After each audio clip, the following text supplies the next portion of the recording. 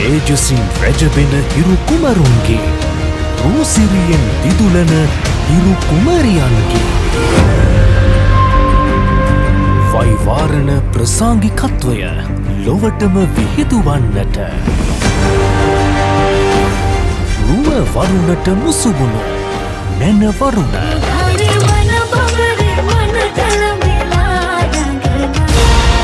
විද්‍යුත් ඇසිදිසි මානයේ පැහැසරව ගෙත්තම් කරන්නට